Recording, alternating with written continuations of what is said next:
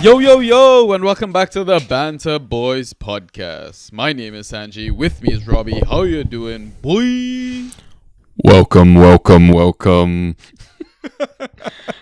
that better than Ryan's bullshit efforts lately? But You got some serious bass going on, but Yeah. I don't know. He's had practice, He's actually started adopting it, carrying on the Yeah. tradition. I think So he's do got appreciate better. that. He's definitely got Yeah, better. for sure. Yeah. Just needs to just commit a bit more, I think. I mean, I need to bring you on more. Yeah. It's been a while since I've had you on the pod, so thank you for jumping in, man. Oh, don't be silly, mate. Yeah, no, just life is busy, Oh, yeah. as I'm sure you're aware. Yeah, but How are the girls? Everyone's good? Family's good? family's good. Yeah. We just found out was yesterday actually. Which school the little one's going into, the primary school, which is fucking weird. It's like you got a kid I have a kid at school soon, so that's just crazy. But no, like most of our time is just spent decorating. Now we've done a loft extension, so it's just fucking painting and decorating. It's all good fun. Good lord, man. You really do have a lot going on. By the way, City just equalized. Have they? Oh god. Do you want to guess who scored the goal? Foden, KDB. KDB. Oh, good boy. And what, Arsenal are down? Yeah. Still down. I mean, that one's not surprising, so I didn't bring it up. I wonder how much Ryan actually listens to this, man. We could send him a link just to like this timestamp. Yeah. Just do like a YouTube short. Exactly. Why do you think I uploaded it over there? Oh, that's a great plug, by the way. Yeah. Indeed. I mean, that's what I'm here for. All right, guys, welcome back to another episode of the Banter Boys. We are a default fan tracks pod, so I guess I gotta do regular spiel and all that. So we're doing another, I guess, regular pod. We didn't do a waiver pod because life got busy, Ryan got busy, I got busy, so we still wanted to get content out. But if you want waiver picks and stuff like that, I'd say go check out the TDS article that I wrote. And if not, you're more than welcome to come ask us in the Discord. I'll send you a link to it. Just DM me, But what is the menu for a regular pod? So typically how we do these episodes is we have two halves. In the first half, we do a data dump. We look back at the last game week, and then we catch up in leagues, see how we did, what our plans are. Then we'll take a halftime pint, and then we'll jump back in with questions from our Discord.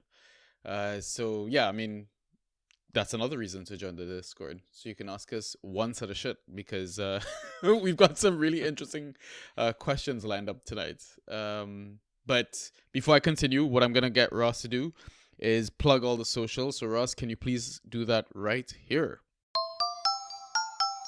Yeah, for sure. So you can message us on Twitter and Instagram. Our handles at BantaB. On Discord in the Draft PL channel, Banta Boys #6585. On Reddit, /Banta_Boys. You can listen to us on Spotify, Apple Podcasts, Google Podcasts, SoundCloud, and YouTube, all under the name of Banta Boys. All right, so hopefully you've listened to Ross. If you're listening to us on Spotify, if you don't mind going to the homepage, hit the 5 stars. We'd really appreciate the rating. And if you're on YouTube, if you're not already following, if you don't mind hitting that follow button, subscribe button, even give it a thumbs up. Really quick second. It would really go a long way for us to continue spreading the word, so people can listen to our mumbo jumbo. All right, I've done all the work. Now I'm ready to just talk some football and shit. What's up, Robbie? Fair. Do you want to talk about anything else before we get started, or should we just crack on? Yeah, let's crack on. All right, let's do it. Ay. Fantasy with the Banta Boys. All right, so we're going to look back at game week 33. We're going to start with key passes.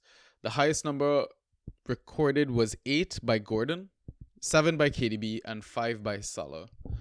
Thoughts?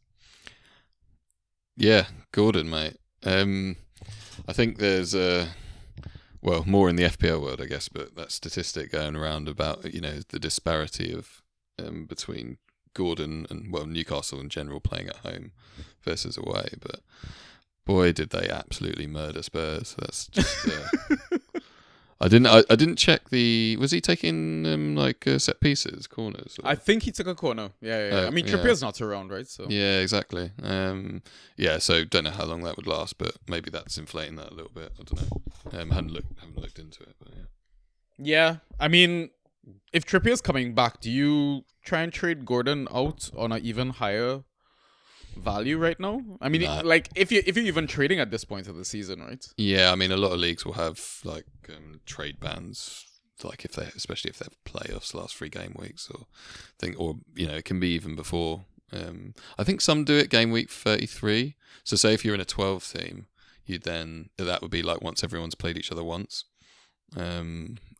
Or yeah, like I said, you could maybe arbitrarily do it at some point, like last 3 or 4 game weeks, just to avoid people, throwing that don't have anything to play for, throwing things away. But to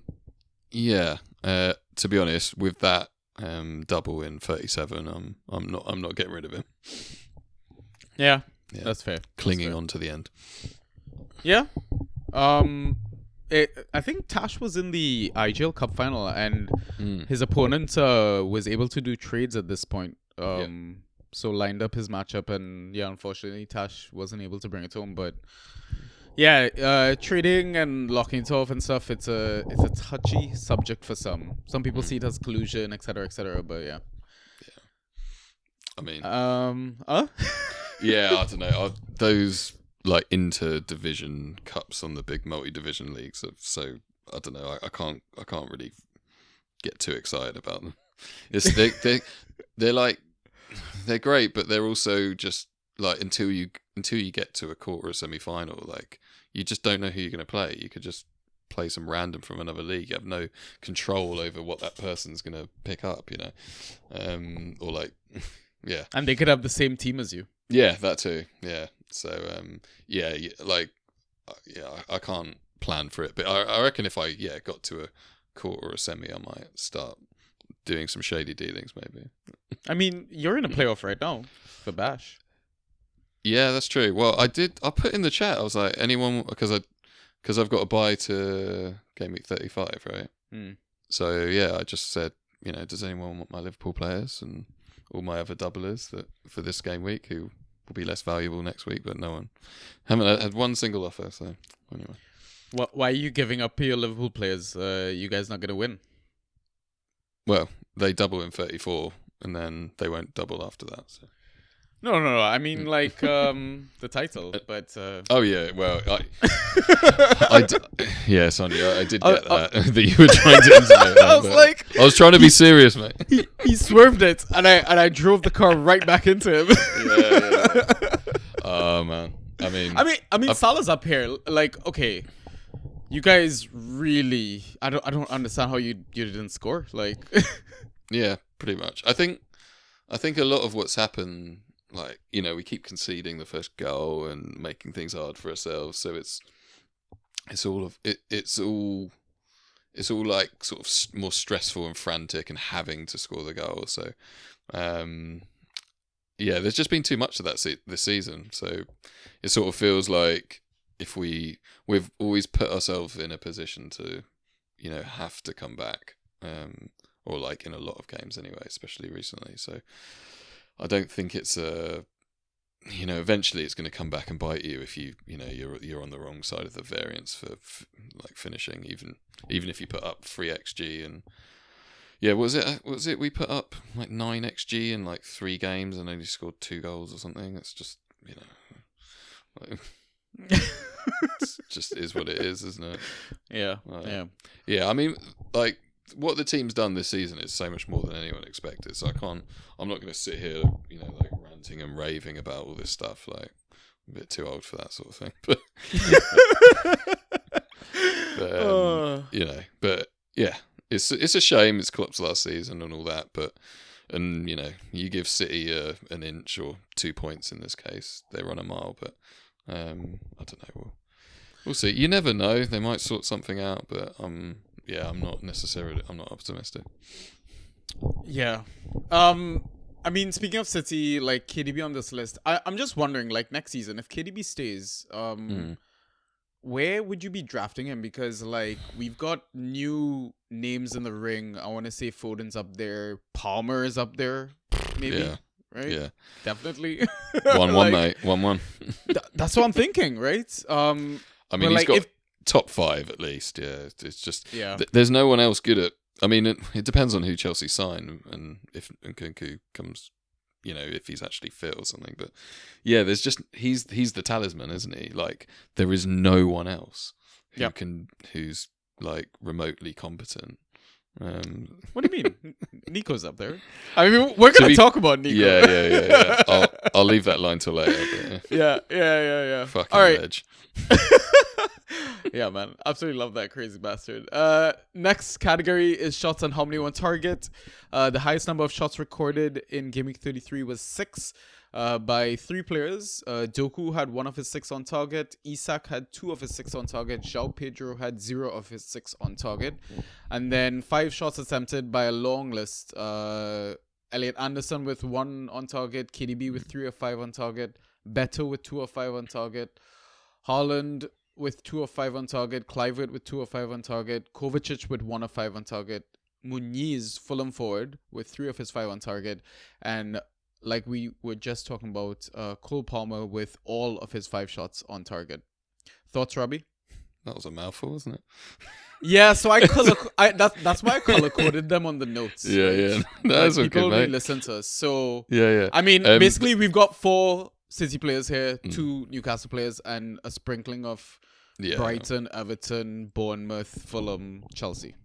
Yeah, I mean, to be honest, sort of he might already be gone, but as a waiver wire type ad, Anderson's the one that stands out to me. 5 shots, and just his availability now, because I think is Willock out to the end of the season now. I think. Man, everyone at Newcastle's out till the end of the season apparently. But does it fucking matter? They absolutely smashed Spurs. Yeah, well, yeah, exactly. I mean, just destroyed them, didn't they? But it's always good fun. Yeah, so he's the one that sort of stands out to me as a sort of a waiver ad. But yeah, obviously your boy Palmer, just what an absurd performance. Like was it 2 hat tricks in the space of 3 game weeks? It's just and obviously this one was a 4, but yeah. Do you own him in any leagues? Nah, man, no. Yeah, the league that I own him in is like just boring because it's just like he's a cheat code right now. Yeah, pretty much. Yeah, if you'd had a decent team and you got him, then you're winning a league. But I think one of the leagues the guy has him. He's bottom, like in the bottom half. Yeah. But. He's winning games now. Yeah. I don't know. He is a cheat code, isn't he? At this point, he really is. But, yeah, and it's the pens as well. It's just how many? Was it 9 pens? Is he? He's joint with Haaland as for the Golden Boot now, right? Yeah, I think. Yeah. So we'll see. Man. I mean, it's no surprise to see City players here because they play Luton at home, chasing the title. Yeah. Newcastle chasing Champions League. I do want to talk about the sprinkling of players other than Palmer. João Pedro, a double game week on the horizon, 37. Brighton rotates a fuck ton. He's a frustrating player because clearly he doesn't know how to shoot on target at all because all 6 went somewhere else. Would you be trying to trade him in though, if you're in playoffs and stuff like that? I had actually thought about it. I was having a chat with Gavin about that in the IGL, but yeah, I would, just purely because of the double. I mean, and the thing is, he's one of those guys. Yeah, okay, it's risky in terms of starts, but it's high risk, high reward, isn't it? He can absolutely pop off and just win you a game week. Yeah. So yeah. What are you throwing at the owner for João Pedro though? Because I wouldn't say he's nailed. Like De Zerbi's a madman. He rotates. Yeah, it would be part of a bigger deal when I was looking at it, but I was thinking of like, because I'm only concerned with 36 to 38. So Yeah. my Liverpool players are sort of quite high value for people who need them now, but less so for me later on. So VVD and Jota. Obviously, I'm not going to throw both of those for Pedro, but as part of a bigger deal to add him on, yeah, why not? As a like for like, I don't know, I'd have to look that up. But, I would. I'd try and get him in. Why not? They're so short on numbers now, anyway, aren't they? Yeah. Another team ravaged with injuries. I mean, like both clubs, like Newcastle as well. Like, I mean, tasting Europe for like the first time in a while. It was coming. I think teams like who just get promoted into Europe always the next season. I think you gotta draft them with a grain of salt. Really. Yeah. I think me and Ryan did an article on this. It was like the effects of Europe on teams. Yeah. Just looking at, I think we looked at so it was from teams that had gone from not being in Europe to Europe, and then like the opposite. So going from being in Europe to not being in Europe. And yeah, there was like it was significant enough to be a difference, like in terms of, we just looked at like points, like points in the table, if you will. Yeah. And, I can't remember what else we looked at.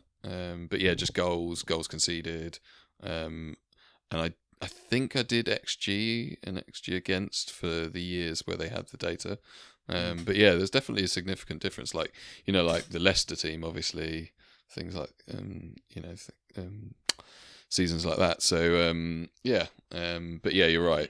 I think like with Newcastle, obviously, how just he was only playing his strongest team. He didn't trust the people, the backups, if you will.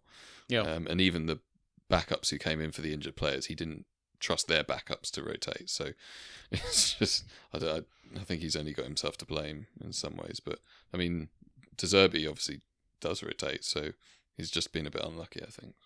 Yeah. But yeah, definitely. Beto and Cliver, 2 players with double game weeks in the coming game week 34. Beto's a weird one because, I mean, well, DCL's injured, so it makes life easy for him he might to be start back, them both. though, But I think. yeah, the thing is, I don't really trust Daesh. I don't trust a lot of the managers, actually. And I think even they're finding out about leaks and stuff like that, so it wouldn't surprise me if they give us like false information. Yeah. But would you be starting either of them? Because they don't really go well, either one of them. Yeah, it depends on your other options, but I don't see any reason why not.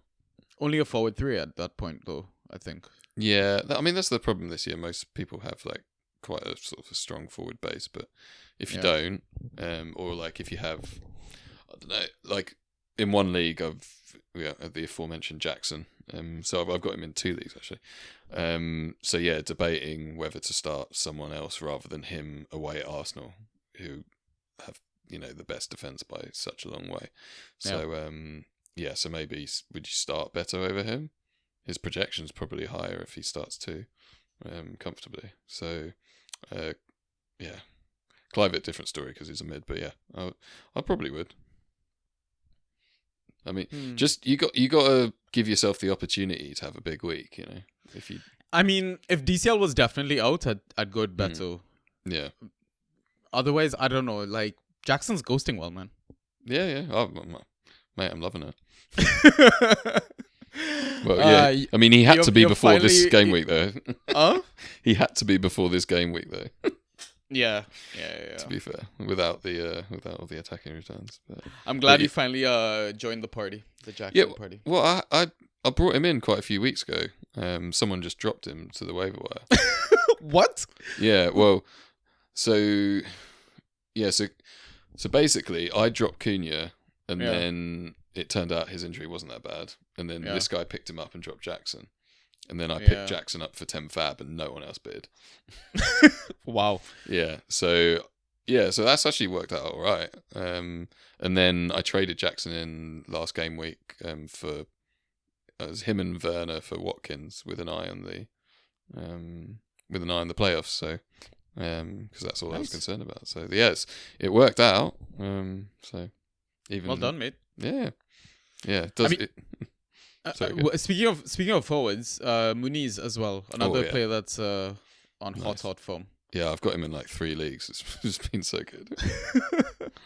Yeah. So jammy. He's very Jackson-like as well. Like he's ghosting well. He's popping up with attacking returns. Like, Yeah. a couple of assets that I think started low are now just soaring at the right time, like Yeah. you talked about for like playoffs and stuff. So, Mm. next category, accurate crosses into the box. So the highest number was 4 by Gakpo, but he only played 23 minutes. I think he came on as a sub, and then 3 by Trent, who was also a sub. I think in the second half he got 41 minutes, and Kudus as well.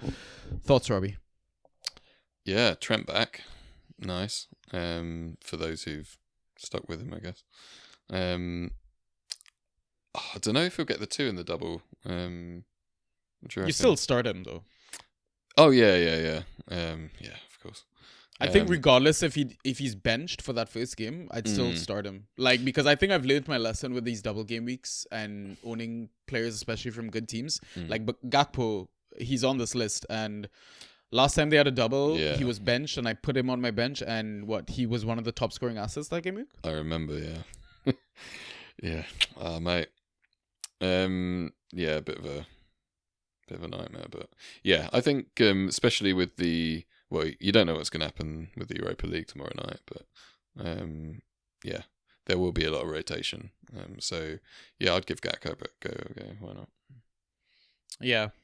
I mean, okay, like, I'm trying to think of, like, now that we're on that topic of, like, double game week and stuff, I'm just thinking of, like, players that you'd risk starting from the bench sort of thing. Like, their first game they're on the bench, but second game they could potentially get minutes. So, like, starting with Arsenal, I'm thinking Trossard, Yeah.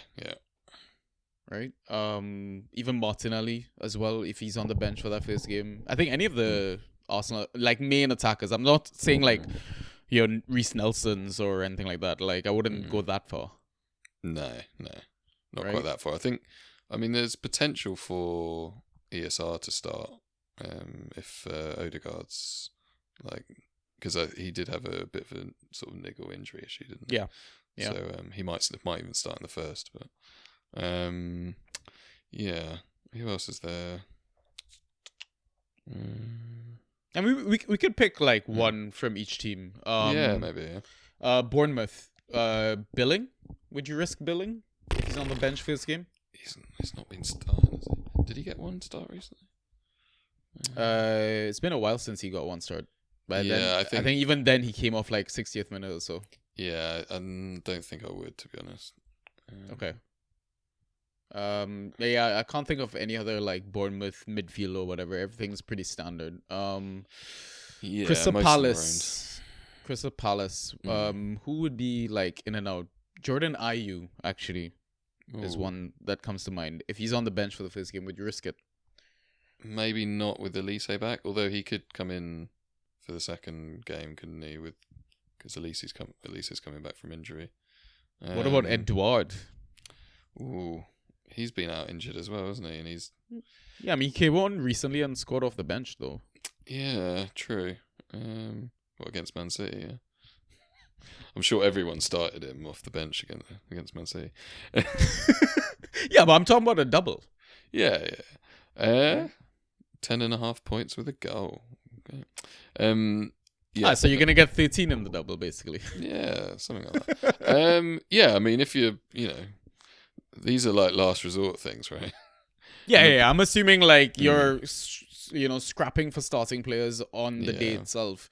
Like, people are in that sort of manic moment sometimes. So Yeah.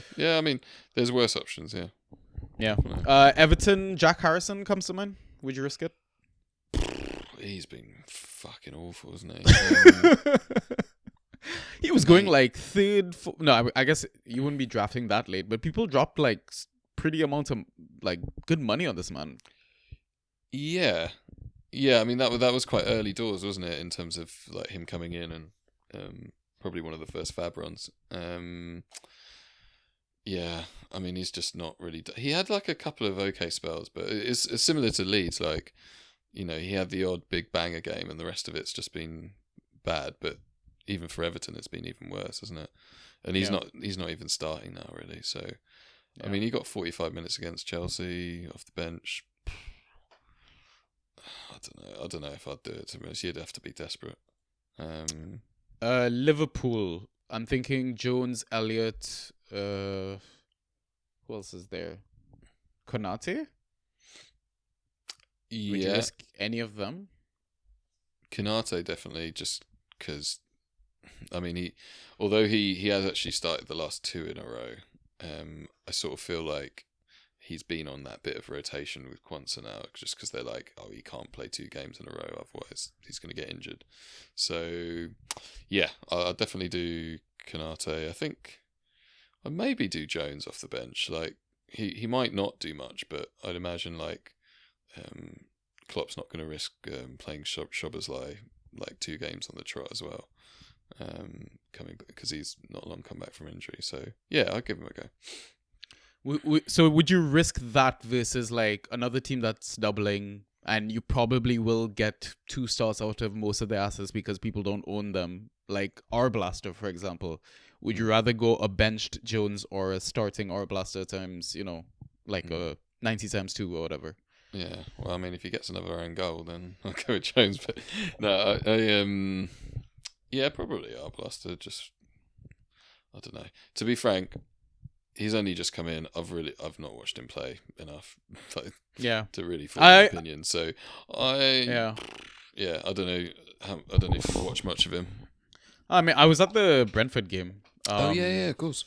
Yeah, so I mean, I wouldn't say like he stood out, but he did a job. He took some corners. Yeah, like I think he got 6 ghosts. So to be honest, like if you're playing safe, I think Arblaster is a safe pick. Jones is like the upside, right? Yeah, he doesn't ghost too well. So yeah, I'd agree with that. Wolves. I'm thinking, is there anyone at Wolves? Would you risk? I can't think of anyone. That's the problem. And they've got, is it 2 away games they've got as well, or is that? No, 2 home games. I think. Oh yeah, that was it. I was thinking of. They're one of 3 teams with thinking of Bournemouth, double home games. But it's Arsenal. Yeah, Arsenal and Bournemouth they're playing. I don't know, like a Mario Lemina or something. If Cunha's benched that first game, you'd still start him, right? Yeah. I think Dawson sounds like he's going to be out, doesn't he? So. I thought he was just back. They're talking about an operation or something. He might need an operation. Oh, good lord. Yeah, pretty much. There's no one there from there really that fits that bill. Anyway. Okay, I love the tangent that we did though. But I think we covered all the teams. Kudus was on that list. I don't really want to talk about him. I mean, quick update. Arsenal out of the Champions League. We should probably check on Ryan, and City, Real Madrid extra time. So yeah, let's see how it goes. Haaland subbed. Yeah. But yeah, let's see how it goes. To round out the data dump, extra outliers, I'm just going to run out the top performers from each category. So tackles 1, 5 by Paulinho. Dispossessions, 5 by Jones and Mateta. Interceptions, 4 by Aina, Caicedo, Lerma, and Shaw. Clearances, a high of 13 by Anderson and 11 by Bassi. Then successful dribbles, a high of 6 by Doku and Kudus. Aerials, a high of 7 by McBurney and Morris. And then block shots, a high of 4 by Hashioka. Any thoughts on this? Yeah, loving McBurney for the double. Get those aerials in. Yeah. He's been scoring as well when he comes on. But, yeah. It doesn't make sense why he didn't start like most of the games this season. Well, he's had quite a lot of injuries, hasn't he? But yeah, I mean... he's a bit of a shithead, but... Yeah, pretty much. But, I mean, for us, aerial duels are king, aren't they? Yeah. Yeah. Oh. Paulinho tackling everyone in sight. Like, He's been so good this year. Even like as a fan tracked asset, he's been good. Yeah. He's been like the perfect fifth midfielder, I think. Yeah. Mid 4-5, easy sort of thing. Interceptions for Shah. I was facing him this week. Him and Doku. That was like 60 odd points and fun times. Mate, I came up against Alvarez. I mean, we're gonna get to league updates. Yeah. Actually, I'll save that. I'll save that for league updates. Okay, fair. It's a nice stack. Yeah. So maybe a good segue then. I mean, there's a couple of things I do want to talk about before we move on, though. Anderson, he's not been scoring well, but he shows up in the data dump. You're obviously going to be rolling him out in the double game week. Yeah, 100%. I picked him up in one league like last game week just as a stash for this one. Yeah, same. And Hashioka, you saw the goal that Haaland scored? Or I guess the goal that City scored because Haaland got the assist for it. I'm just wondering, it deflected off of Hashioka's face and into the goal. Does that count as a block shot, you think? Well, didn't he... Well, not if it's an own goal. Yeah, unfortunately, it was his. All right. Yeah, nothing else surprising. So what I think we'll do is move on to our next segment, which is the league updates. All right, Robbie. Why don't you get us started, mate? You're in both DPL and IGL, no? Yeah, that's right. Yeah. Oh, perfect. All right, yeah. Let's start with DPL then. How was your DPL game week? Yeah, good, mate. It's funny. We one of the guys in our league. He was like 7 wins ahead or something at the top, and me and another guy down are in second and third, just like 7 wins behind him. Like our points and everything are the same. There's no rhyme or reason to him being ahead. But anyway, not that I'm bitter. But he was on an 8-win streak, and I played him last week and won 128-57. So a little bit of a. That feels like you won the league there, right? Yeah, that's the sort of feeling it is. Yeah, and I was hoping to jump up into second, but then the guy in second had Palmer, so he ended up winning in the end after not expecting to. So anyway, so that was a good week. And then IGL, trading in Jackson literally won me the game by 4 points at 120 to 116. So winning. Not that it doesn't matter anyway because I'm stuck in the playoffs. So yeah, but it was fun. It's a nice way to end the game week, isn't it? Yeah. How do you get on? I mean, depending though, like. One of my leagues, I had Jackson, and I also had double Everton defense. So whatever Jackson didn't matter because I just I guess negated all of his points. Like oh god, in one league I had I was facing Tarks and I had Mikolenko, so I was just like, oh whatever, I'll just match the clean sheet. It doesn't really matter. I sort of made that decision way too early in the game week anyway, and I missed out by like 5 points. And you're like, if I just left him on the bench, I'd have won. Hey ho. But yeah, and that was the league. I was facing Doku, Bruno G, and Shah. Like by 5 o'clock on Saturday, I was like down 90 points. And anyway, and I nearly won, but it's all good. I'm not bitter. You keep saying that. No, business end of the season, eh? Yeah. I guess you don't really have any regrets. Your roster concerns isn't really a concern. It's more like bragging, me reading these notes. But why don't we talk about the waiver picks that you made? Yeah, but this is why I'm bitter. My team is so stacked and it's just fucking doing nothing. It's like, anyway. Well, it's not doing nothing. It's just like, just doesn't have a chance. But anyway, I'm going for second in that league now. My team in IGL is just like a bit shite, really. I've had a few injuries and it wasn't that great in the first place. So just time to do some moves for playoffs, basically. So keep that going. There's not much on the waiver wire. I've been checking, so it's trading time. Yeah. We can talk about some trades a bit later on. I think we might have some in the questions. We can kind of spin it that way as well. So for me, I think I had losses in both DPL and IGL. What were the common goods in my week? I guess Roslev. Watching Roslev in person was great. I thought him, Zanka, and Regs were like all man of the match contenders, I want to say.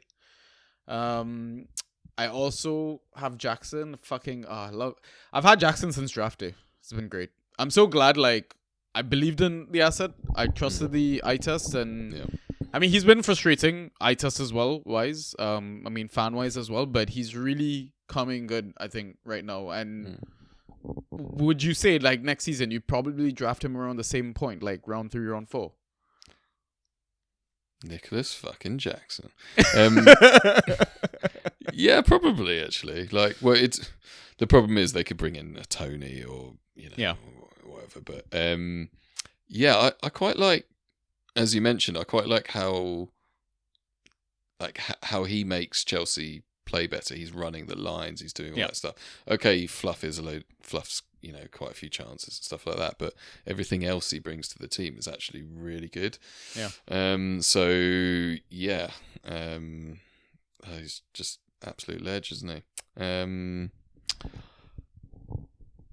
guess it'd be hard to factor in that risk, and I'd imagine if Tony goes somewhere, it will be it won't be like deadline day sort of jobby, so we'll probably know before drafts, but so maybe a moot question, if you will, but certainly at the moment, without any other competition, he'd probably be third round, maybe start a third even. Yeah, exactly. Like I would say forward 2. He could be a forward 1 if you have a great mid, maybe. But yep, no, for sure. What would you say hurts more though, Robbie? Playing double Everton defense in that 6-0 loss, or having to come up against Palmer, Alvarez, Doku, and Haaland? That's fucking disgusting, isn't it? I mean, to be fair, I don't tend to mind when someone just has a crazy mental game against me. It's like, well, I can't do anything about it then, can I? Like, the one thing that you almost want your team to score badly in that, just to get it out of the way, and then that next, but if you score really, really well, I mean, 113 for you, right? So that's a good score. So that would probably annoy me, but I mean, it is what it is. Yeah, and like in that league, I think I'm like 5th or something, and that's IGL, so playoffs. So the positive is I think my team is on good form going into the playoffs. Yeah. Right? It's a good way to sell it. Yeah. I try. It's the way you gotta survive seasons sometimes. Roster concerns, nothing really. It's just injured players, booked players, that sort of stuff. Waiver picks. So in DPL, I managed to grab Elliot Anderson. We talked about him in the data dump. Pinnock is another one I grabbed. I grabbed him across DPL and IGL right now. He came back. I saw him as well. He subbed on right in front of where I was sitting. I stood up and clapped for the man because I know he's a fucking ledge. He's been shit this season. I'm putting it bluntly, right? But right now, Brentford have one of the best fixture runs ever. How badly are you trying to get him into your roster? Do you think there's a possible bounce back given the gap that he's had? Well, for Pinnock? Yeah, man. No, I think I actually did pick him up in IGL, but then I dropped him for Callum Wilson when I saw the news. But obviously no doubles, but some nice games actually coming up now. So if he's fit to start, I think when I'd done a bit of analysis on this a while back, like even through the bad spell, he'd still been ghosting pretty well. It's only like one or so off his normal ghost points per start. So, it was just the Brentford team being horrendous and conceding lots of goals. So, yeah, if they can, limit the amount of goals they concede or actually get some clean sheets, then, he'll be pretty money. But that's the play, isn't it? That's what you're sort of hoping for. You might not get it, but depending on what else is out there, it's probably worth a go at this point. Now that we know he's could come back next week. Yep. This weekend. One player that I dropped in both leagues as well was Ashley Young, because after his negative 10, I guess. Yeah. Negative 10-point performance. I know he has a double. Double chance for negative. Yeah, that's the thing, right? And both home games, but it's, I don't know. I see NFO and I'm like, they're fighting for their lives. They're still scoring a few goals here and there. And obviously Liverpool fighting for the title. So yeah, I was like, you know what? It's like Tarkowski or bust for me. Fair. And even then, he's been pretty rubbish lately. But yeah. So yeah, what are you gonna do? Yeah. Would you rather go Saw or Pickford? It's an interesting one.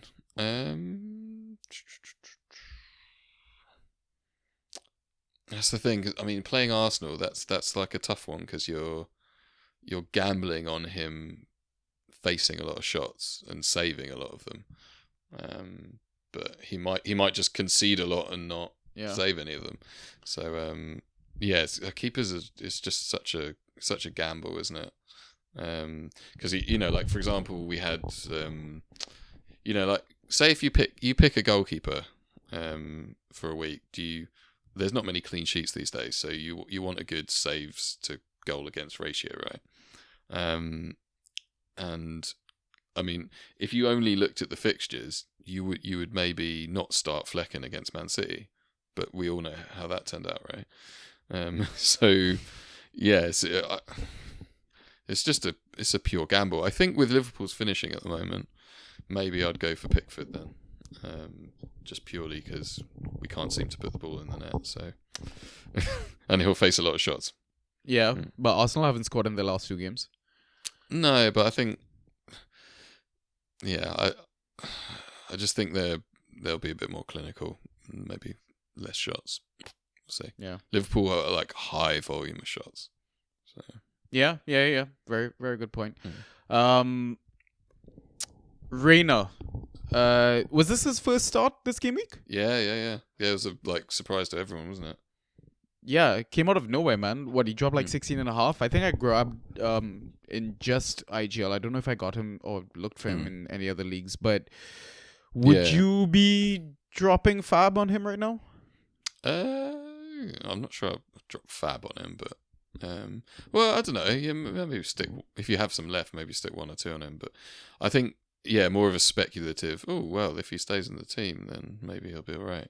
But I mean, he could very well just be out of the team again. So, but I think it seemed like he was active enough and enough of a threat that maybe he does stay in. Yeah, hopefully he stays fit. I mean, that's been his biggest issue in his career. Well, yeah, no, for sure. Yeah, but yeah, cool. No, I streamed him in IGL and I'm just keeping hold of him. Same. You drop him though if push comes to shove. Oh yeah, God, yeah. Cool. All right. I think now what we'll do is take our halftime pint, and then we'll be back after the break with questions from our Discord. So we'll see you in a bit.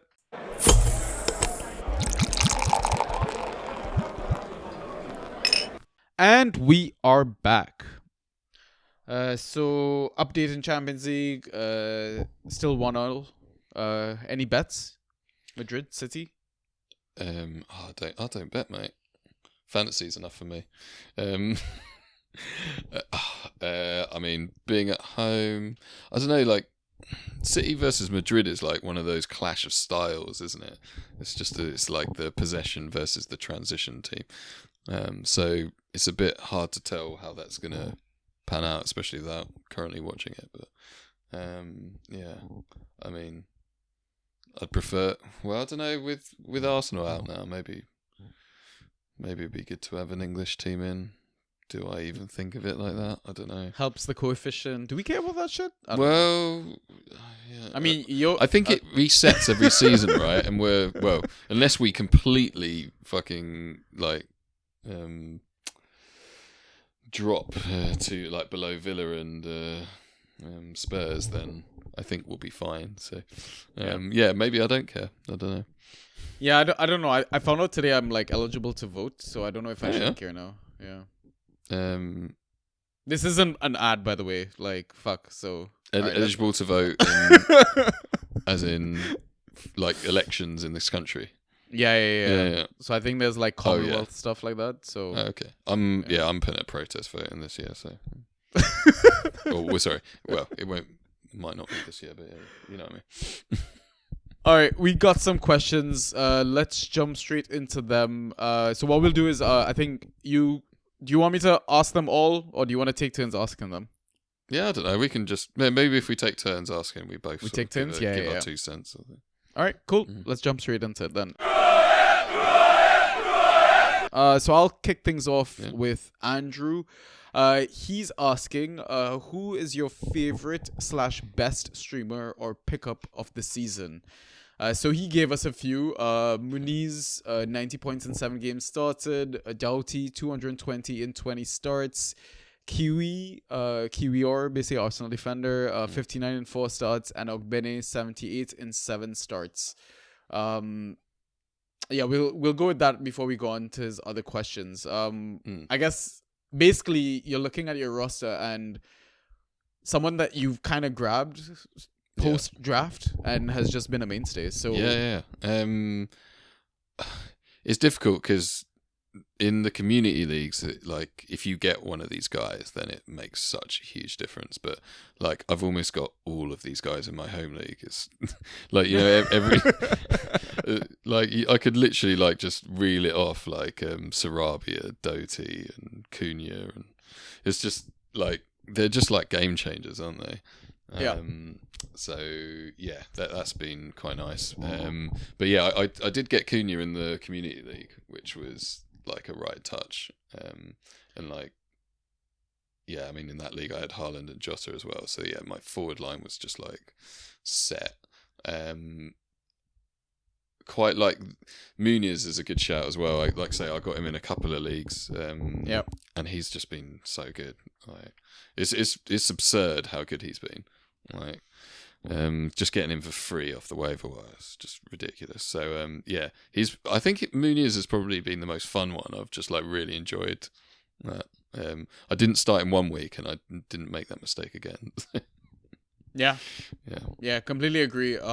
Having him and another one, a bit of a, I want to say slightly underrated, James Garner. Ooh, yeah. He's been like a tidy mid-3. Yeah, really. He's like, I think his points per start is around 8.5. He just like consistently puts up decent scores. Yeah. Which is, you know, what you need in your team. Yeah, exactly. I'm just thinking of like in IGL, who would I have grabbed? I think same thing as like Gardner there as well. I don't know. I've been enjoying McAllister recently, actually. Oh, you know what? What a surge of form. Honestly, there was like so much hype about him, and you know he finally did settle, and he's fucking world class, right? He's just like actually playing, you know, with Endo. So he's not playing in the DM role. So it's great. Like he's actually, and he's almost been favoured to Szoboszlai to actually get forward and be that creator. So no, it's been if you caught that right, that was pretty money. Is he a mid one? Like I'm just thinking next season's draft. Where are you taking McAllister then? Because he went fairly high, I think, in this season's draft. He could potentially go higher, no? I think there was a lot of people that did take him high, but I think some of the more savvy leagues probably, you know, factored in a lot of risk with that. So I think maybe around 6 or something. But obviously, like anyone who would have drafted him would have dropped him, and like, you know, he was just putting up no points. So but then again, you look at next year as like, well, it's a new manager. What's the what's the situation going to be? So I think there's always a risk there that he's maybe a bit more reserved, depending on how that shakes out. Yeah. Next part of his question is biggest regrets. His one is not holding Cole Palmer when he first got to Chelsea. First got to Chelsea is just wow. I understand if he was still a City player, but well, I mean, I kind of get it as well because he was coming off the bench a lot of the times, right? So yeah, I mean, I'll hold my hands up. I was skeptical, really, about him, like coming into the team. I suppose especially when you had people like Sterling, who's actually did alright at the start of the season, and it felt like there was going to be a lot of competition. So yeah, I mean, I don't know. In IGL actually, I picked him up and then dropped him. I think before. Was that Doty maybe? Yeah, just before, like about a week or two before, like you would definitely have held him. So I can get that.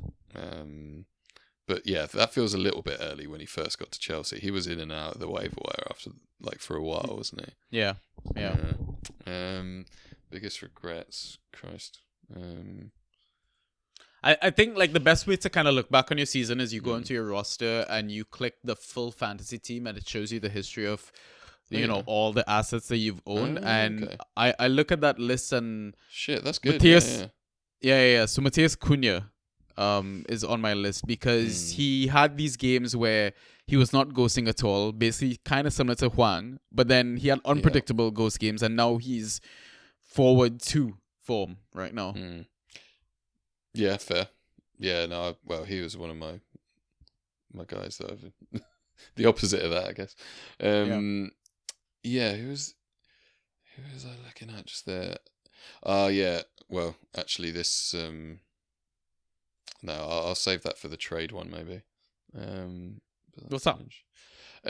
So I traded out who was it? It was Trent for Neto, and Luis Diaz and Udogie, which at the time I thought was really good. And then Neto got injured, and then I kept him for ages, and then he did it a little bit, and then got injured again. So yeah, that was annoying. And then I traded out Diaz for Rashford. Oh God. I mean, yeah, I mean to be honest, like, and then I traded out Rashford for Grealish. And then Grealish stopped starting again. So it was just sort of one of those category of errors, you know. But I mean, if you don't put yourself out there, you don't win, do you? But I actually think I was talking to the guy I did the Rashford Grealish trade with the other day. I was like, I think I might have come out on top of that in the end. Because I haven't had to start Rashford every week scoring crap points. So I've just basically bench Grealish for someone else. And if I'd had Rashford, I'd have had so many forwards I might not have picked up Muniz. So so I think I'm up on that. But anyway, that aside.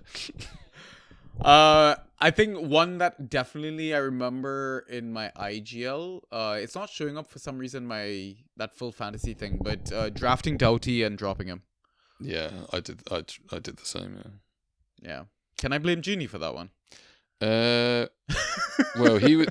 Oh, what the Giles love? Yeah. Yeah. Okay. Yeah. I'll tell you. Another one I regret. Trading out Kudus for Sterling. Oh. Yeah. That was just before Kudus broke into the team. Yeah. So yeah, I listened to that BBC pod which Antonio's on, right? And the way he once raved about Kudus, like how they kind of revere him in like training and stuff. Yeah, he's like the first West Ham player you want next season. I think over Bowen even.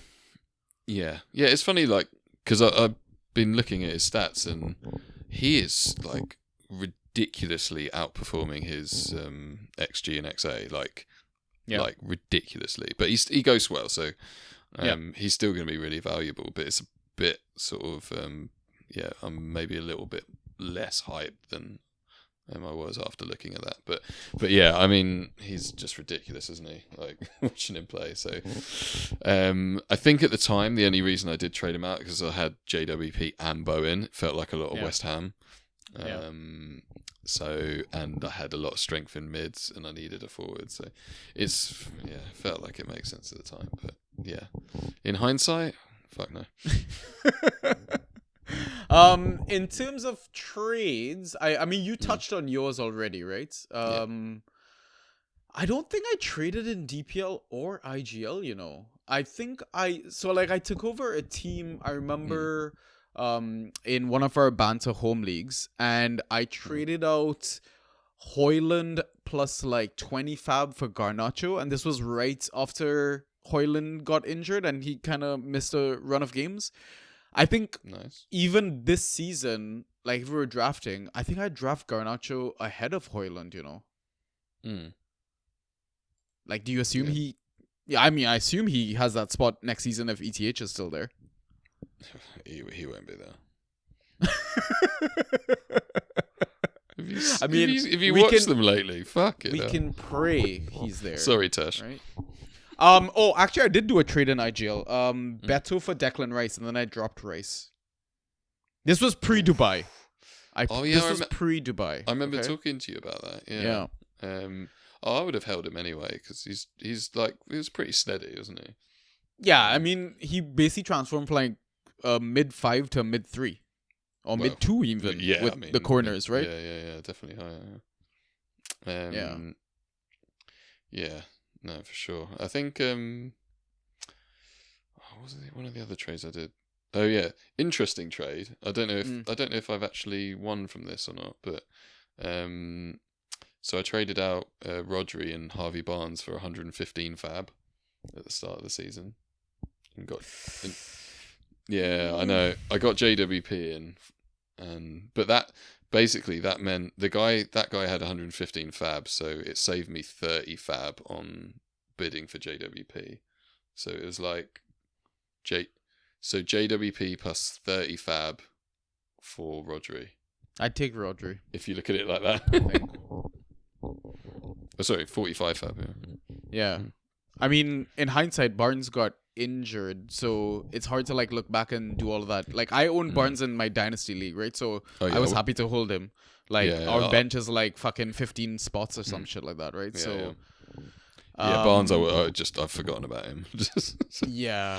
But I think if I was doing that like to start the season right now, I think I'd probably take, like in hindsight, it looks like a bit of a silly deal, right? Rodri, Barnes, you take all day because WordPress has had inconsistent starts, like form wise as well. Like what's going on? Is that just Moyes? Can we just blame Moyes for that?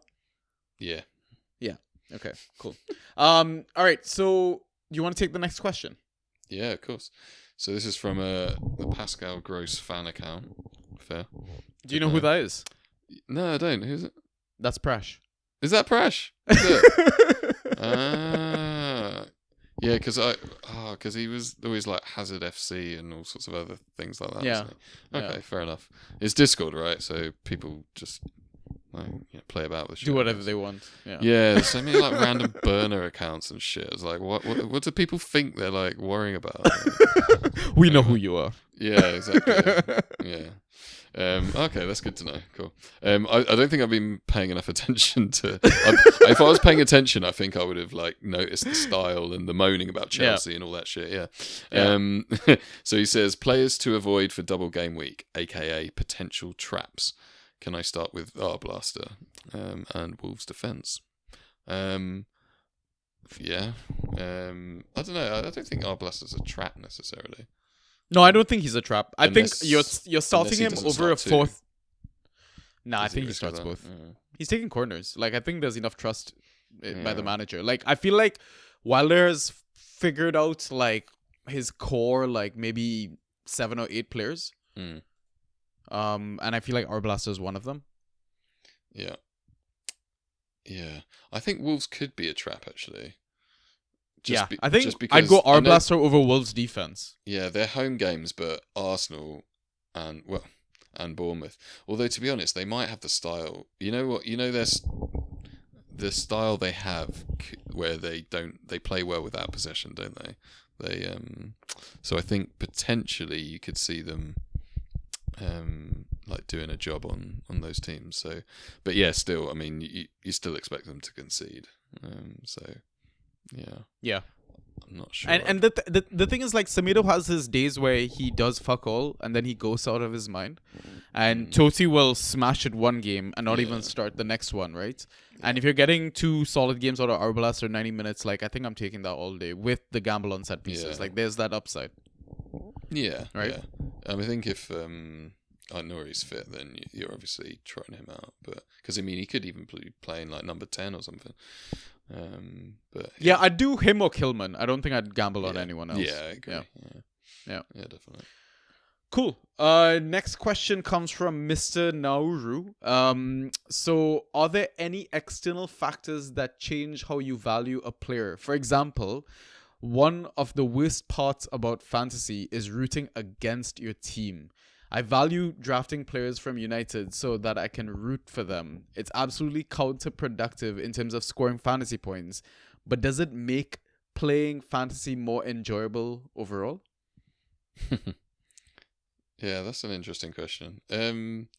Yeah, I mean, if your team's doing well and you've like got a lot of their players, then it's even better, right? But there's a big flip side on that, where if you've overreached for them for that, and then they don't do well, then you're struggling a bit, aren't you? I think in drafts I tend to like very much just go on pure value. So I can't. I'm not. I don't think I'm that sentimental on that. But I've had seasons where I've ended up with a shit ton of Liverpool players. So, somehow. So I did try to get all of the Liverpool forwards on. I think that was the year that we played together in the Community League. I think so. I think that was your Matip year, wasn't it? Yeah. That was the Matip year, I think. Yeah. I had him in every league. It was great. I think because I had Mane and Jota and Firmino or something. I kept trying to get Salah off. I think it was Andres, wasn't it? Yeah. Fucking it just wouldn't budge, the bastard. I think you're trying to give up Bruno for him, right? Yeah. I think Bruno was in that trade or something like that. Yeah. I nearly got Trent for Bruno as well. Bruno had a bad year that year. Anyway. Man, Bruno is just like fucking Rolls Royce at this point. Like, season after season, no matter how frustrating he might be certain game weeks, I think he makes that top 5 list next season's draft. Yeah, he does. I mean, that's the thing. People are like looking at, or like probably maybe a little bit short-sightedly remember the start of the season where like he just wasn't that great, but he was still fine. Like, he was probably like a top 20-ish player. But now, where is he? Oh yeah, he's 4th in total fantasy points. So there you go. There you go. Yeah, and like Bruno's a perfect example for this question because like if you actually watch football, he's kind of annoying to watch at times. Yeah, that's true. Yeah. But I think I'm the same way with you. Like, keep the emotion out of it. Because I know Arsenal fans that used to play like FPL and stuff and would never get a Spurs player like Gareth Bale or Harry Kane and stuff like that. And I think if you're doing that, it's a bit of a recipe for disaster, and you don't really care about potentially winning your league. Like, I'm not saying it. Like, obviously you can do FA grabs and all that sort of stuff, but I feel like keep the emotion out of it. Don't let external factors, that sort of stuff. I mean, would you consider being burnt in the past an external factor? Not really, right? Oh yeah, definitely.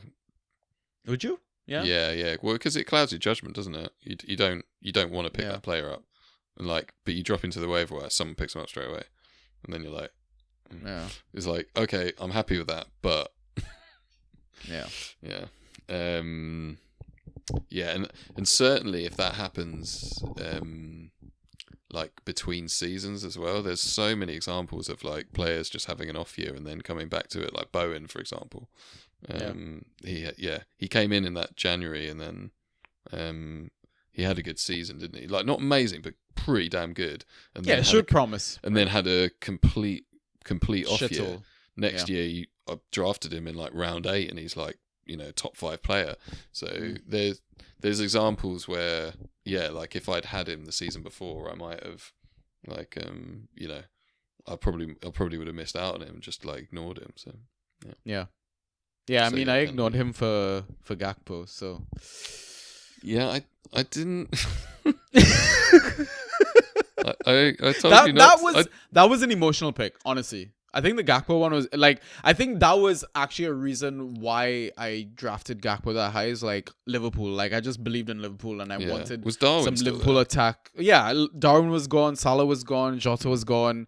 So like at that point, like even Diaz was gone. Like I was like, I feel like, because I was on like, I think like pick 2 or pick 1 or something like that in the draft. So I was like, I feel like by the time it comes back around, I won't get a piece of that Liverpool attack. So I was so fixated on that I was like, oh, you know, West Ham is shit or whatever. But I think, yeah, it's the same thing you talk about, like with numbers, facts, and all that. You'd probably still go with someone that's closer to being the talisman of a shit team versus a rotation piece of a great team. Yep, pretty much. Yeah. I mean, I was in a similar position to you, like on, was it? I think I had a second or third pick or something, you know, on that turn, and went MGW and Bowen. And that's been fine. But yeah, I think they're less risky picks than Gakpo. Yeah, 100%. Okay, so I'll take the next question. Given it's so data heavy, I'll let you answer it. So it's a bit of a mouthful. We'll try to get through this. So why isn't it an error leading to goal when a player is responsible for conceding a penalty when the penalty is scored? So do you understand this as like, why isn't it negative points when they concede a penalty? I think he's just, it's that's not a scoring category in Fantrax default, is it? But I mean maybe he's part of a crazy league, right? Maybe he has it in his league, yeah. KP Magnet as well. No wonder he's obsessed with Opta. I mean, the dog is cute though. It is, to be fair. Yeah. Why isn't it an error leading to goal when a player is responsible for conceding a penalty? I don't know.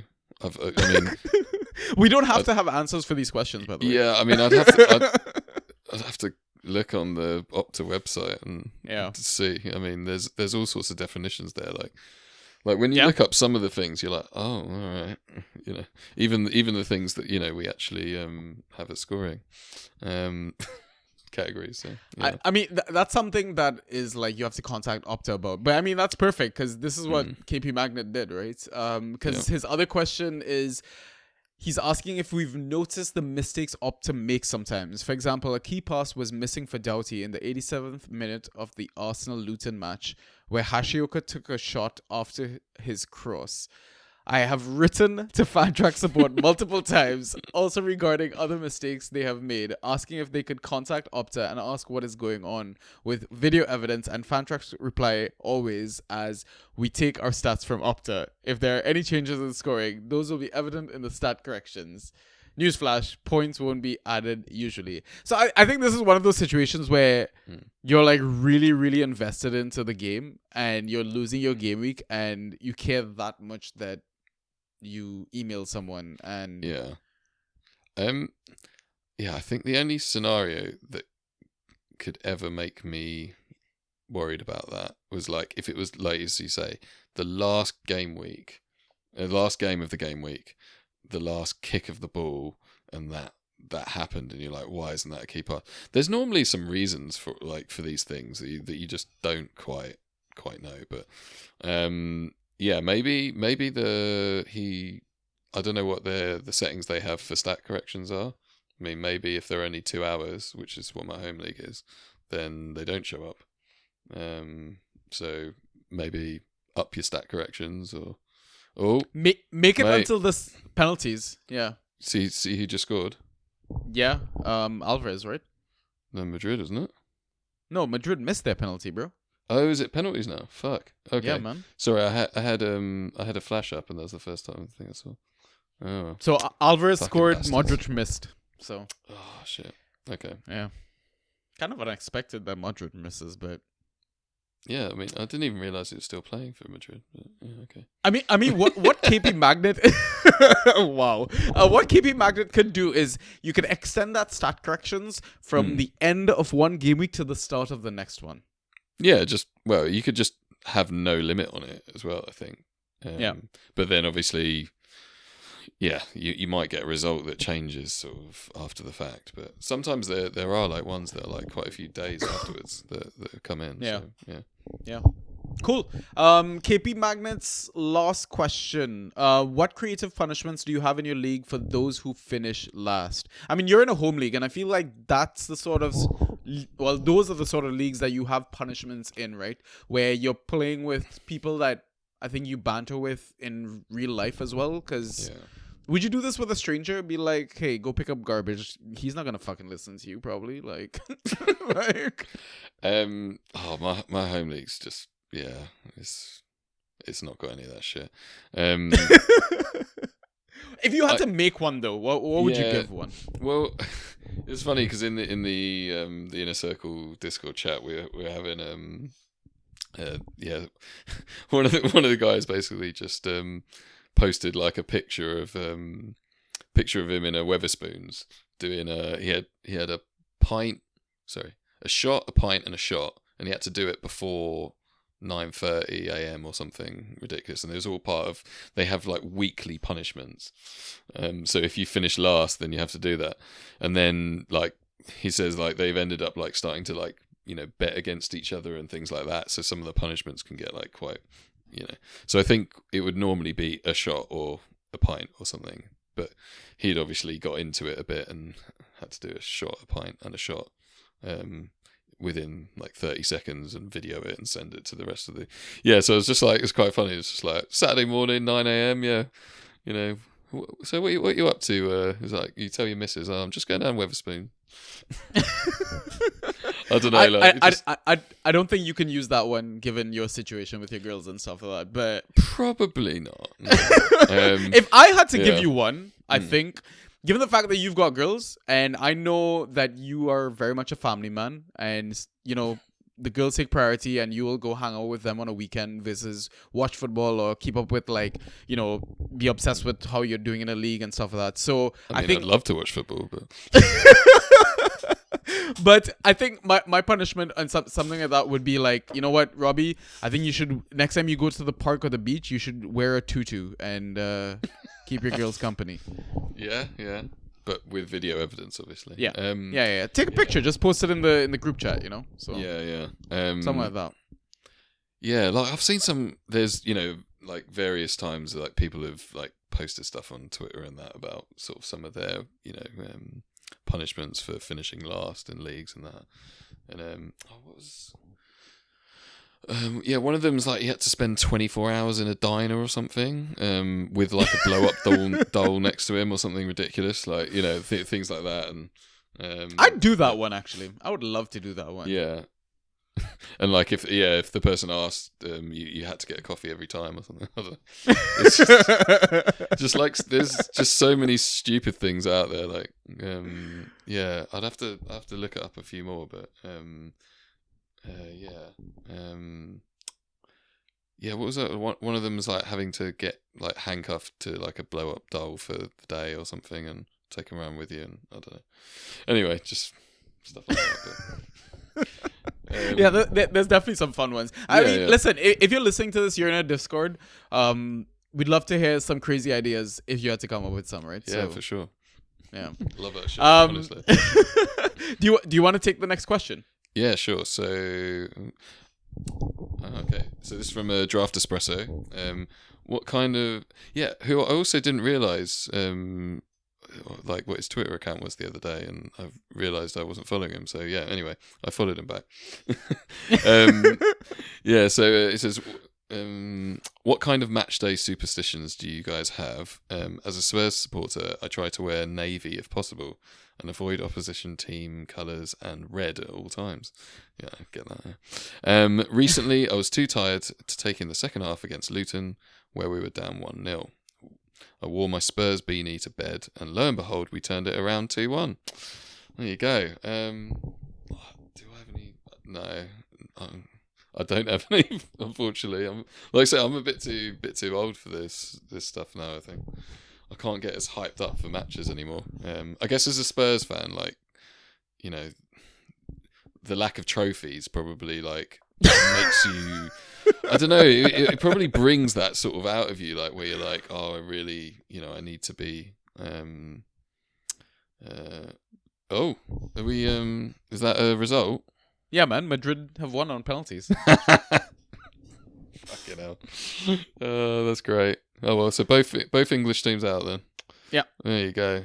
Who were they're probably favourites, weren't they? Oh, that's made my evening anyway. So, Yeah. But yeah, I don't know. Do you have any superstitions or? No. I don't think so. No, I'm no. I don't give a shit, man. Like half this shit is unpredictable, bro. Like, yeah, definitely. I don't know. Yeah. That's all right. Yeah, sorry cool. for the boring answer. I'm just okay. You know what? Let me come up with something then. If I had to come up with something, I'd say, what would be like? Because I'm thinking like maybe because I have a routine, I guess, every morning, right? Get up, you, I don't know, make a coffee, have a smoke if you do that sort of stuff, I don't know, read the newspaper and stuff like that. So I'm just wondering, maybe if like, I love doing crosswords. So let's say I was doing my crossword and like my ink pen just like all the ink just exploded, something like that. I think something like that would be, it's like I said, it's boring, Robbie. I can't come up with something fun, mate. I don't know.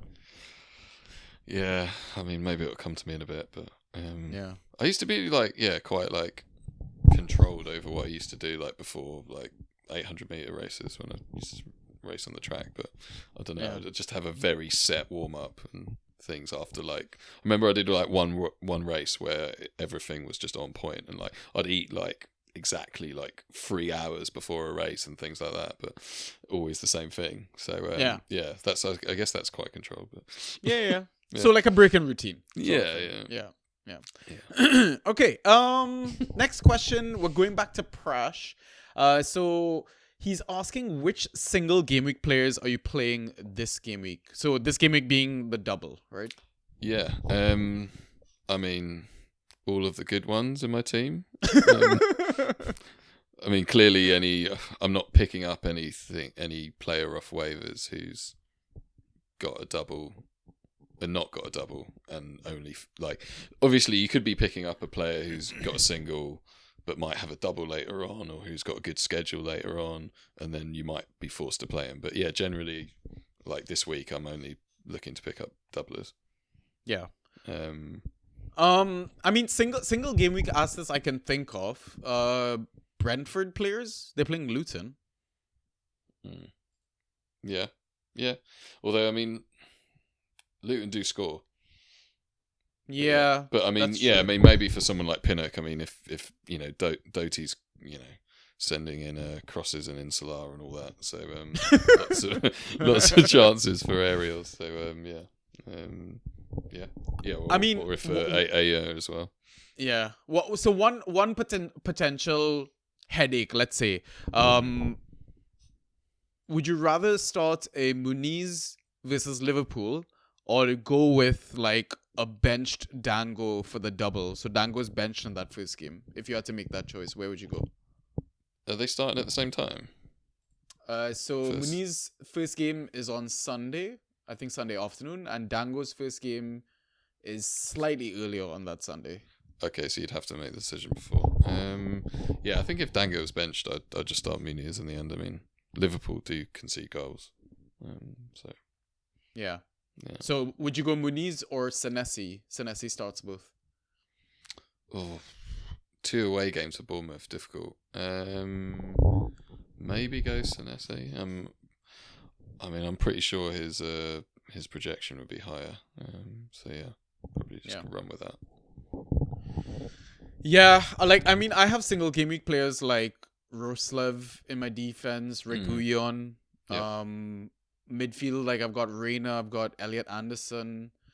I've got Muniz currently starting. Jackson, I'm considering starting as well, single, because I don't have any other good doublers available to me in my leagues. Fair, yeah. Yeah, the league, one league I'm benching Jackson, I've got Mateta, Haaland, and Jota, so I can't see me starting him. Even if Jota's I'd go with a benched, bench Jota, yeah, easily. Exactly. Yeah. But yeah, in another league, I've got to start him basically. So, yeah, and Muniz as well. Jackson versus Wolves defense. I feel like I want to go Jackson there. No, they're playing Arsenal, aren't they? Yeah, but Wolves defense, I don't know. Arsenal just lost back-to-back games, man. The defense isn't as impervious as we thought it was. So, and Chelsea coming off a 6-0 win, you'd be tempted, no? Surely? Yeah, I don't know. I just think that's all variance. It's just I'm on Arsenal side anyway. I'm just yeah. I guess you're trusting the data. Yeah. Yeah. Yeah. I mean, fair. The data's not really been any different the last few games. From what I remember anyway. So yeah. Fair. They're just I think for them, all of those 5-0s that came, they got early goals. Yeah. And when they get early goals, it just absolutely just destroy teams. But in terms of that game state, if it goes, especially we saw it against Villa, they had chances, but because they didn't take them, and they got done in the end. So yeah. All right. And last question. Do you want to take it? Yeah, sure. Oh yeah, gotta remember this one. This is from Andrew on the Discord. Knew this would be the outcome of. Oh yeah. So what's the best Wi-Fi network name you've seen? So I actually went through the history of all my Wi-Fi networks and stuff like that. You can find it on your phone. So I'm just there were a few, maybe 2 or 3. So I'm gonna run them by you and see how they are. One of them was Bad Wi-Fi Baby. I didn't get that one. Is that a T-Baby channel? I don't know if it was, because I'm pretty sure it wasn't. But I didn't understand it. But I was like, Bad Wi-Fi Baby. It was like Bad Gal Riri, something like that. I don't know, mate. Let me see what else I've got. Geek Retreat. Geek Retreat. Yeah. Does that make sense? No, not funny either. Yeah. Wow, these are dropping hard. Oh, look, Mom, we got Wi-Fi. Fair. That's probably winning right now. Yeah, I was just because I had no recollection of any funny Wi-Fi names, so I've basically just Googled what are some funny Wi-Fi names, and just as you said that, my eyes went over. Look, Ma, no wires. Another one, no Wi-Fi here. Yeah. Yeah, no more Mr. Wi-Fi. Don't mind that one. What the fuck? There's some ridiculous ones there. The absolute mother of all phone. What? Yeah, I don't know. One of them was Man United is, and I'm pretty sure I got that one wrong because I kept typing shit and I couldn't connect. Okay, fair. We've been trying to reach you about your car's extended warranty. Yeah. What the fuck is this? Oh. Yeah, I think Mom, we got Wi-Fi probably wins. That's one hotspot. Ask me out on a date. Just one bite. My god. God, these are bad, aren't they? How about a Wi-Fi faux fun? That's not bad, actually. That's pretty good. All right. Yeah, anyway, so yeah. All right, guys. So those are all the questions. That's all we had planned, and that is the pod. Yeah, Robbie, that's it. Thanks again for filling in. Do you have any final pieces of advice or thoughts going into the double game week? I mean, even looking as far as playoffs and stuff, is there anything you want to touch on? A plug as well? Yeah, no. Yeah, so me and Draftlad have been, well, he did all the clever bits and put it in the toolkit. But we work quite a lot on the data to have it's basically just projecting like expected value for the rest of the game weeks. Yeah. So we've got a just call it like a future planning sort of playoff tool where you can just see all of the players, and there's basically like a slider where you can change. So say if you want to just look at 36 to 38 in terms of the game weeks, where if you have playoffs, then it's an easier way of like trying to understand who's valuable for that period compared to sort of just the rest of the season, the ranks we normally put out. So I've been using that quite heavily. Like that's, I lent into that in terms of that trade that I did for, Watkins and for Jackson and Werner. Yeah. Because obviously they both double. I mean, yeah, and they have good schedules. Well, Jackson does anyway. So yeah, it's I've never actually been in a playoff before, so that's been quite like an interesting process in terms of sort of having to think about prioritizing that period. Not sure I'm a fan particularly. Yeah. but yeah, this hopefully this tool has been helping people sort of plan for the rest of the game week. So yeah, that's one little plug for that really. I think, yeah. So I think if you're looking at, it's difficult because if you're looking beyond game week 34, there are definitely like the intersection of teams doubling in 34. There isn't any other teams that double in 34 that double in 36 and 35 and 37. Yeah. So if you I don't know, say if your matchup is like looking really bad for 34, you could potentially just tank your team. And like go for like players that are doubling in 35 and 37. Just as a sort of a route to prioritize those. Of course, you're going to look to do that if you've got playoffs anyway. But yeah, so maybe just check your matchups. If you're facing some ridiculously stacked double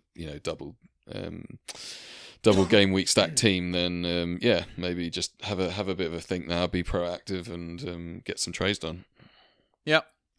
I mean, definitely do this. Again, to reiterate this, if you've confirmed you're making playoffs, don't shoot yourself in the foot too early and then you miss out on everything altogether. So sure, yeah. So the league I'm in, I'm literally, I can't get top 2, I can't be below 6th, so I'm there already. So I have nothing to play for. Yeah, fair. Yeah, I think in IGL for me, I think like I'm like 1 or 2 wins away. I think 1 win away. Okay, so you're a little bit of risk, but you should be alright. Yeah, I should be okay. Let's see. Yeah, I think last season, that's a weird season. I got the most fancy points, but obviously finished 7th. And it was funny. Wait. Let me add the not bitter about it.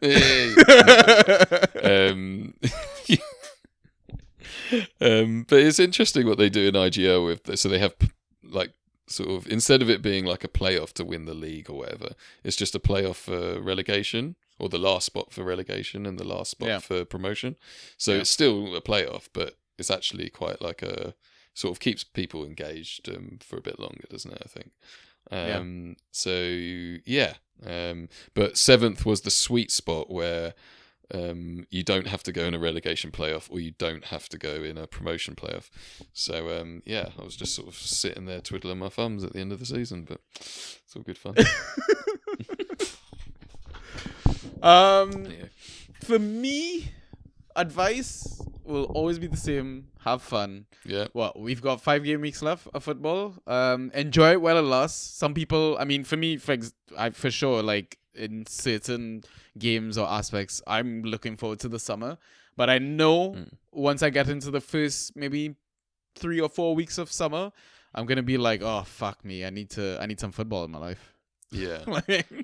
I think if you have like a holiday or something, that's nice. Like you actually you do switch off. But yeah, if you're just at home, like after the first couple of weeks, you're like, oh, there's no football. I mean, I suppose we're gonna have the Euros, aren't we? So at least we got that to come. But Yeah, I mean, depends on which country you support, but yeah. well, yeah, yeah. Sorry, there is that, mate. And which manager's in charge of the country and like so yeah. I don't know. I'm quite looking forward to the Euros, but I'm also a bit like, is Southgate gonna fuck this up? That's basically what I was referring to. No, I know. I'm glad that you took the wheel. Thank you. I appreciate that. Yeah, I don't know. I guess those last two friendlies didn't really leave a positive state of mind or didn't leave you optimistic for the tournament. But like you look at the fucking forward line and it's just ridiculous. Like if you could name like some of the best players this season in the world in their positions, who would it be? Kane obviously normally is. Bellingham at Real Madrid, been insane. Saka on the right at Arsenal. I mean, Foden should be the first name that you're saying, really. Exactly, and Foden. And then you got Declan Rice, who's basically just like some fucking like world class number 6/8. Yep. And then there's going to be someone next to him. And then we got and then the defense is a bit toss at the moment. But yeah, I mean, if Maguire and Stones play enough fit, that'll be all right. But yeah, a bit worried about the fullbacks really. If Shaw was fit, I'd be less worried, but because he is very good, I begrudgingly admit that. Roberto Carlos, man. Who we got a right back? Walker. Yeah, fair. Walker, yeah, exactly. Yeah, he'll be the one playing, won't he? So yeah, it's just that I think it's that last midfield spot and next to Rice and. I can think of a name. Yeah, Connor. Who? Nah, come on, man. I think Luton's player of the season, Rossi Barks. He can't fucking run for toffee. He's just. Come on, man. Have you not watched any of his football this season? I know, but in that deep position next to Rice. No. The problem is Rice does like to actually get forward now and do bits and pieces, so he's not going to be that pure 6 sitting. Like Barkley does not profile anywhere near similarly to Calvin Phillips, for example. He just doesn't. Like, all right, then he's got to put the work rate in. Like it just doesn't work in an England team. Then sod it. Like drop Jude deeper, and play Cole Palmer ahead of him. What, Jude, who's been playing number 10/striker for Real Madrid? Yeah, but I mean, you've got more than enough talent. Like, and Jude has played deep lying or deeper midfielder before, so yeah. I mean, he's not going to make the squad. I don't know. This is like one of those like ridiculous hypothetical chats. But yeah, I mean, I know people have been calling for it, especially Genie, but is with his Luton love. But wait, is Giles English? Sorry. Is Giles English? I have no idea. That's one person he'd definitely be plugging. Yeah. All right, guys, I think what we'll do now is sign off. Thanks again for tuning in for another episode. If I don't sign off, Robbie, we're gonna be here another 2 hours, mate. Fair. Because I can chat football with you all the time, man. Thanks again for coming on the pod. We'll try and bring you back, maybe post-season review. We'll do a 4 episode special. 4 hour special. Yeah. Well, a live stream. Actually, that's what we should do, right? Yeah, no, I've been saying to you for a while you should be doing live streams. I think people have been shouting for it. So maybe we should do that. I think without Ross on it won't be 4 hours. So yeah. You never know, you might make a special appearance. Like you never know. All right, listeners. Good luck next game week. If you have any questions, doubts, concerns, come join the Discord. Send me a link, DM me. Jump in. It's a fun time. You'll catch Robbie there as well if you want to ask him more questions. I guess I will catch you guys on the next pod. Ryan should be back. Should be. Good luck for your exam, Ryan, if you're listening to this, mate. I'll catch you guys later. Peace.